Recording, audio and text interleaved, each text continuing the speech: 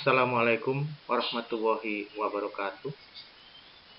Puji syukur kepada Allah Subhanahu wa Ta'ala. Semoga pada hari ini kita masih diberi kesehatan, baik lahir maupun batin. Kembali kita bergabung dalam layanan pembelajaran daring Mapel Bahasa Indonesia kelas 9 SMP. Materi pokok yang kita belajarkan adalah teks pidato persuasif. Kompetisi dasar yang kita belajarkan pada hari ini adalah 3.4, menelaah struktur dan ciri kebahasaan pidato persuasif tentang permasalahan aktual yang didengar dan dibaca. Kemudian, tujuan pembelajarannya adalah setelah mengikuti serangkaian aktivitas pembelajaran, diharapkan peserta didik mampu menelaah unsur kebahasaan teks pidato persuasif tentang permasalahan aktual yang didengar dan dibaca.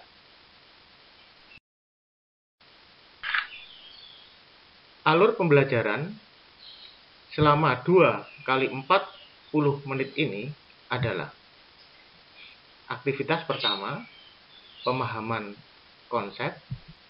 Aktivitas yang kedua, mengamati model menelaah unsur kebahasaan teks pidato persuasif.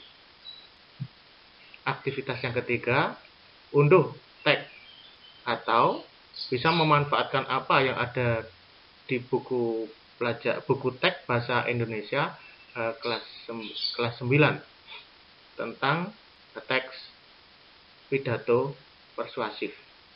Kemudian menelaah unsur kebahasaan teks tersebut.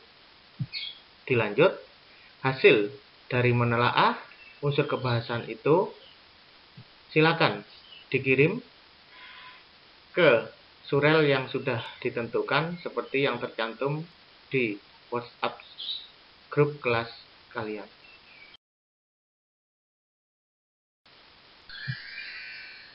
Kita masuk pada aktivitas yang pertama, pemahaman konsep. Kaidah-kaidah kebahasaan yang menandai teks pidato persuasif adalah sebagai berikut. A. Menggunakan kata keterangan modalitas atau keharusan, seperti harus, hendaknya, sebaiknya, usahakanlah, jangan, hindarilah, dan sejenisnya. B. Menggunakan pernyataan atau sapaan langsung atau kata-kata sapaan orang kedua seperti hadirin, bapak, ibu, saudara, saudara. C. Menggunakan kata-kata teknis atau peristilahan yang berkenaan dengan topik yang dibahas. D. Menggunakan kata-kata penghubung yang argumentatif, misalnya jika, maka, sebab, karena, dengan demikian, akibatnya, oleh karena itu, dan seterusnya. E. Menggunakan kata-kata kerja mental atau emotif seperti diharapkan, memprihatinkan, memperkirakan, mengagumkan, menduga, berpendapat, berasumsi, menyimpulkan, dan seterusnya. F. Menggunakan kata-kata perujukan seperti berdasarkan data, merujuk pada pendapat, dan sebagainya. Itu tadi adalah kecenderungan kaidah-kaidah atau unsur kebahasaan yang dipergunakan di dalam teks pidato persuasif. Sekarang kita masuk pada item model telaah unsur kebahasaan teks pidato persuasif. Bagaimana model telaah yang akan kita terapkan nanti? Seperti ini. Membaca keseluruhan isi teks. Lanjut. Menelaah penerapan kecenderungan unsur kebahasaan tiap-tiap paragraf yang membangun teks tersebut. Berikutnya, menggabungkan telaah unsur kebahasaan masing-masing paragraf teks sehingga menjadi satu bentuk teks hasil telaah unsur kebahasaan teks pidato persuasif.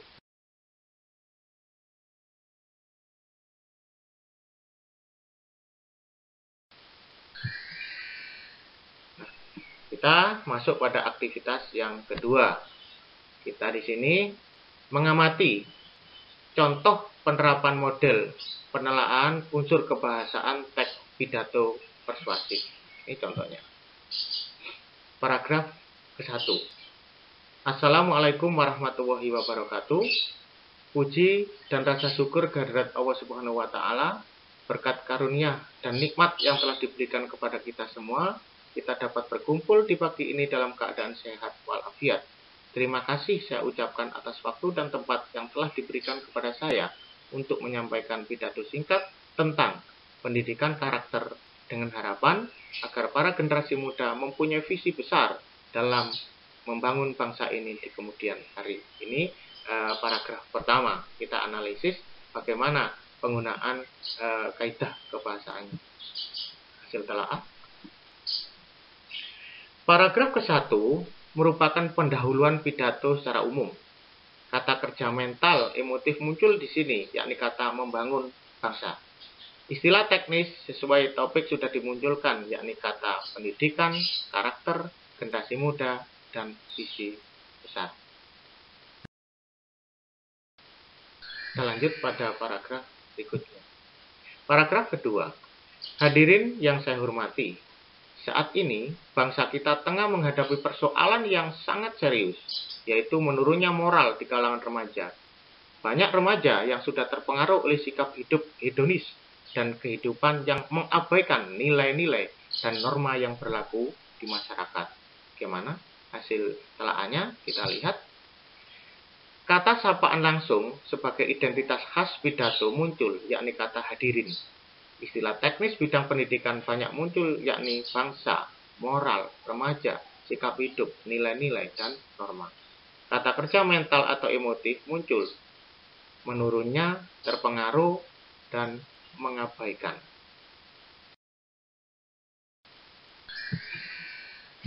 Setelah untuk paragraf yang ketiga sekarang.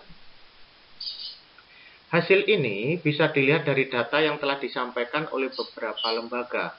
Misalnya, salah satu lembaga independen memaparkan fakta yang mencengangkan bahwa 65% remaja saat ini sudah pernah melakukan hubungan seksual.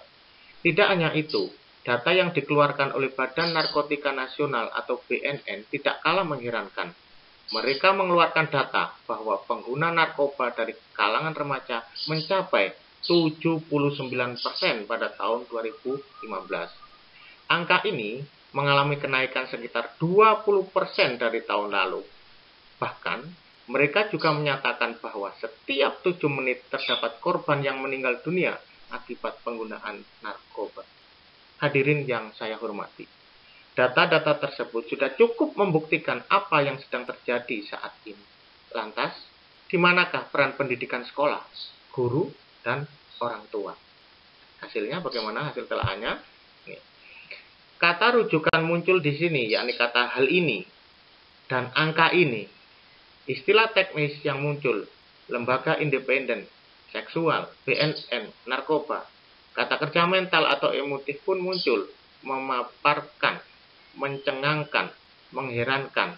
Sapaan langsung kembali muncul, yakni hadirin.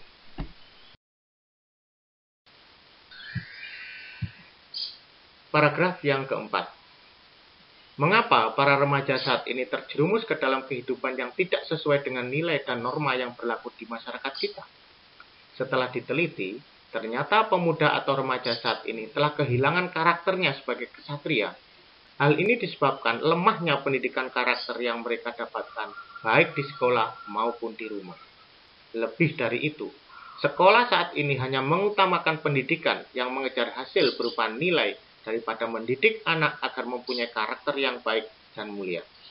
Hal ini bisa dilihat dari berkurangnya jam pendidikan Pancasila dan kewarganegaraan atau PPKN di sekolah.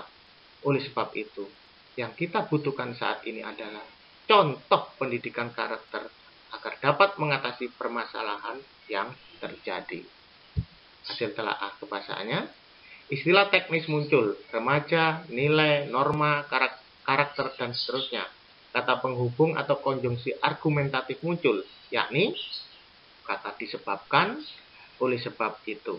Ini adalah konjungsi argumentatif yang ada pada paragraf keempat. Kita lanjut pada paragraf yang kelima.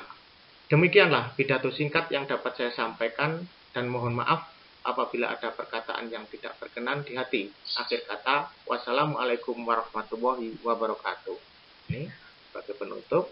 Hasil telaahnya, paragraf terakhir hanya berupa penutup pidato, maka secara umum tidak memiliki kaidah kebahasaan khusus dari teks pidato persuasif. Ini bersifat umum saja.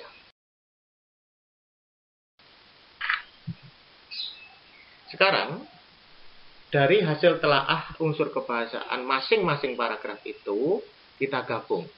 Menggabungkan hasil-hasil di atas menjadi satu teks hasil telaah unsur kebahasaan pidato persuasif. Hanya menggabungkan dan mungkin sedikit ada penyesuaian untuk menunjukkan keterkaitan antara satu kalimat dengan kalimat yang lain. Mungkin kita ada modifikasi sedikit kalimat yang ada. Kita baca saja. Paragraf ke-1 merupakan pendahuluan pidato secara umum. Kata kerja mental atau emotif muncul di sini, yakni kata membangun bangsa. Istilah teknis sesuai topik sudah dimunculkan, yakni kata pendidikan, karakter, generasi muda, dan visi besar. Kata sapaan langsung sebagai identitas khas pidato muncul, yakni kata hadirin. Istilah teknis kembali banyak muncul, yakni bangsa, moral, remaja, sikap hidup, nilai-nilai, dan norma. Kata kerja mental atau emotif kembali muncul. Menurunnya, terpengaruh, mengabaikan. Kata rujukan tampak di sini, yakni kata hal ini dan angka ini. Istilah teknis kembali muncul. Lembaga independen, seksual, BNN, narkoba. Kata kerja mental atau emotif pun muncul kembali, memaparkan, mencengangkan, mengherankan. Sapaan langsung kembali muncul, yakni hadirin. Istilah teknis kembali muncul, remaja, nilai, norma, karakter, dan seterusnya. Kata penghubung atau konjungsi argumentatif muncul, disebabkan oleh sebab itu. Paragraf terakhir hanya berupa penutup pidato, maka secara umum tidak memiliki kaidah kebahasaan khusus dari teks pidato persuasif. Ini hasil penggabungan hasil telaah tiap-tiap paragraf tadi menjadi satu teks atau yang disebut dengan teks hasil telaah unsur kebahasaan pidato persuasif. Kita masuk pada aktivitas yang ketiga, yaitu aktivitas mandiri. Silakan unduh satu contoh teks pidato persuasif atau ambillah dari buku siswa yang ada, kemudian telaalah unsur kebahasaannya seperti yang telah dicontohkan pada paparan tadi. Waktu yang disediakan 50 menit. Pergunakan format mengerjakan seperti yang ada di slide berikut ini. Hasil pekerjaan dikirim melalui surel dengan alamat yang tertera di WhatsApp grup kelas. Ini format yang harus kalian buat untuk mengerjakan tugas-tugas menelaah unsur kebahasaan teks pidato persuasif. Seperti ini formatnya. Silakan dicermati. Menelaah unsur kebahasaan teks pidato persuasif, nama, nomor absen, dan kelas. Seperti ini. Jumlah paragraf, kalau memang paragrafnya 4, ya ditulis paragraf ke-1, 2, 3, 4. Kalau 5 ya paragraf ke-1, 2, 3, 4, dan 5. Kemudian unsur kebahasaan yang muncul, isilah dengan hasil telaah kebahasaan pada paragraf ini. Sesuai dengan yang kita contohkan tadi, cuman kita masukkan, hanya kita masukkan di kolom ini. Seperti ini bentuknya. Kemudian setelah paragraf per paragraf kita telah unsur kebahasaannya, di bagian yang terakhir hasil telaah kebahasaan keseluruhan paragraf, jadi disatukan pada baris yang terakhir itu. Jadi secara langkah-langkah sama seperti yang kita praktekkan pada aktivitas sebelumnya, hanya saja format yang kita gunakan agak sedikit beda. Kita pergunakan format seperti ini.